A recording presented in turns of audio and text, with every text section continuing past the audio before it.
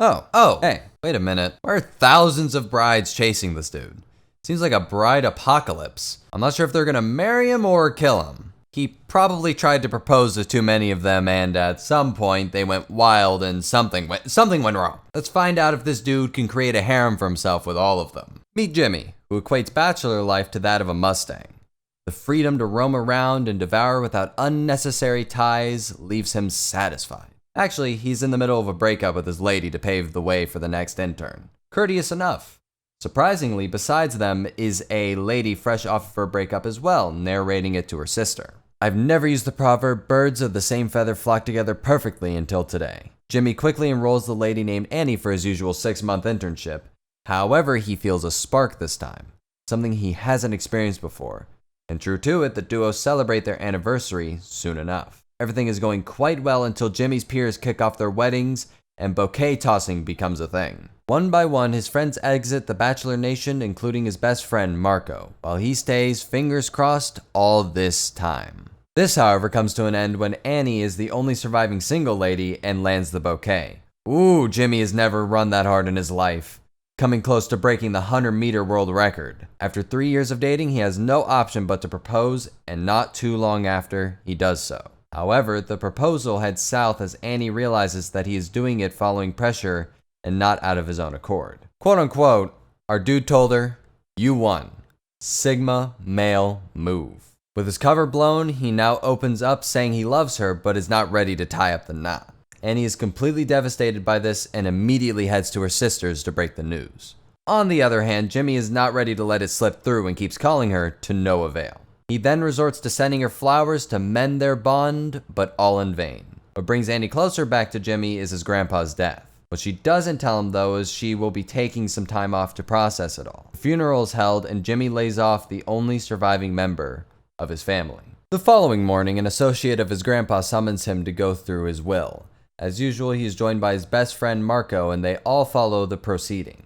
His late grandpa recorded a video years back, and it opens up with a surprise. The old fellow's net worth is about $1 million, which he solely leaves in Jimmy's hands. Everyone is surprised to find that out, as no one came close to see anything of the sort on the guy. Not even Jimmy himself, who only had gotten a small company from his late dad. I am now looking at my grandpa differently. Hope the guy has something in store as well. Anyway, before they can even process it, the guy hits hard with conditions to be fulfilled for the inheritance to go through. He has to get married before his 30th birthday. Ooh. Get a kid within 5 years. Ugh. Also, the marriage has to be at least 10 years. I don't think that would be that hard now, as Jimmy would just need to identify as married. Anyway, if his birthday was even a year away, it would have been good to make the necessary arrangements. To everyone's shock, his birthday is just a day to go, with only a time lapse of 27 hours. $1 million alongside his small company are set to disappear into thin air if he doesn't meet the condition. Luckily, all he needs to do is get prepared to get back with Annie, this time acting ready for marriage. And bam, he is Jimmy Musk. As he dresses up, his industrious handyman Marco is finding wheels to roll on and a priest to officiate the wedding. Marco is that friend we all need. Meanwhile, Annie on her side is preparing to fly out for some time. She's done packing and bids her sister farewell before leaving. Shortly afterward, our boy arrives at her place but is instead welcomed by her sister. His joy is, however, cut short when he is informed that she left a while ago. He quickly storms out in pursuit, and Marco understands the assignment as he immediately turns to Vin Diesel. Jimmy manages to get a hold of her in the nick of time, minutes before the flight. This time, she's intrigued by his approach but can't help but notice Marco's presence alongside the priest. If you say yes, we doing it right here, right now. No room for changing your mind. She almost gives in, but Jimmy is unable to once more hide his hesitation and slips off for the second time. Annie flies off, leaving Jimmy and Marco disappointed. Back to the drawing board, and the Congress comes up with a secondary plan. Find someone to marry, and do so fast. With the apparent idea being going back to his ex-girlfriends. He immediately retrieves his collection. Remember, they didn't have Instagram back in the day.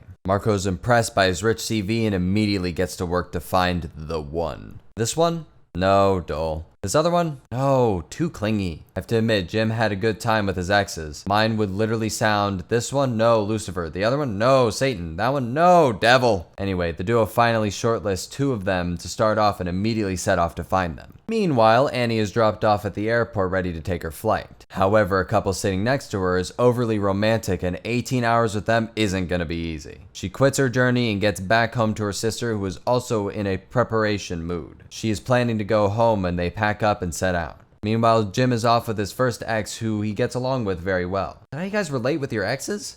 Ew. Fortunately, she is engaged and it's off to the next one as quickly as possible. She is his perfect match since he only left alluding that she was too clingy. She loves him and it's guaranteed she's in it for Jim. Nothing about the money. As I wrap up the session, Jim hears a sharp voice of Annie asking her sister to hurry as they head for the train station. Jim immediately ditches his girl and makes a run for Annie, but unfortunately doesn't trace her. Marco is convinced that Jim is just hallucinating, knowing that his breakfast was topped with a joint. They're off to the next one, and surprisingly, the priest is still rolling with them, as he calculated his tithe from Jim's money. Whoo boy, 10,000 G's and my congregants will next see me in heaven. 9 proposals and 10 hours down the line, Jim is still left stranded with no silver lining on the proceeding. Morning is here and Marco is almost going nuts as the time flies by quickly. They have to find a way before 6:05 p.m. at dusk or else he loses the money. It's at this moment that his buddy Marco decides to officially take the matter into his own hands. He asks him to make it to the church an hour before the time lapse where Marco will show up with his bride. We all have that one friend who can even find you a Porsche at an affordable price. Meanwhile, Annie alongside her sister spends quality time at home while enjoying their parents' warm romance. This coupled with a little mediation is enough for Annie to see the main point beyond Jim's proposal. Jim is in love with her, which according to her sister is enough to keep them going even without the proposal. She immediately calls him, but Jim doesn't pick up since Marco took his cell phone along as well. She quickly opts to head back home and trace him physically, much to our relief. She attempts to call Jim once more, and this time Marco picks it up. Surprisingly, he is in bed, leaving the question of how he is finding the bride. Maybe he took out his remaining rib to make another one for Jim. Annie passes a message to Jim through him saying she wants to meet him later when they get home. On the other hand, Jim has some free time following Marco's decision to find the bride. The priest takes him for a ride at the lake and they enjoy looking at successful relations of the older people. Jim is convinced that it's doable and also learns more about the priest himself. He was actually married before joining the priesthood and had a fantastic experience until his wife passed away. Jim is left touched by the story as he can't help but reminisce over Annie all along. With a few hours to go, the priest offers him a sleepover at the church as they await the bride. He is woken up by murmurs in the church and gets more surprised when he notices the church full of brides in their gowns. Turns out Marco put an advert on the papers for the offer, and applicants are ready for the interview. Jim, who has no idea what's happening, is forced to roll with it as the brides are aggressive to know his selection criteria. A Muslim chick who asked if religion is a consideration had me on the floor though. Hilarious. Jim is overwhelmed until Marco comes in as the priest to counter his idea. Yo, my G, is that the correct sign the priest used, really? He dismisses the forum saying it was a prank and drags Jim outside. He breaks the news to him about Annie's arrival and the possibility of having a wedding if she says yes this time. Jim immediately sets out for the station, leaving his friends to hold the fort. He books a cake at a nearby shop but exposes himself at the same time. The brides are up for a chase down the streets and he only gets a chance after boarding a taxi for the station. He's lucky to bump into her having read the papers. She is not ready to go. A few lies later, our guy manages to get a hold of her. Meanwhile, news spreads that Jim is at the station and it doesn't take long for the brides to flock to it in minutes. He is in for a second chase in the streets with Bird, the famous clip. And he manages to dress up amid the chaos and tactically gets close to Jim with the help of his associates. In a successful turn of events, Andy can get to Jim. Marco's happy and goes around distributing the cakes which was delivered following Jim's purchase. He is himself surprised to see his own wife amongst the bride. She had to chase the bag as well. The movie ends as the newlywed couple sets out for a beautiful time. I hope they gave their tithe though. The priest stuck with them longer than the imperial leather sticker. Thanks for watching.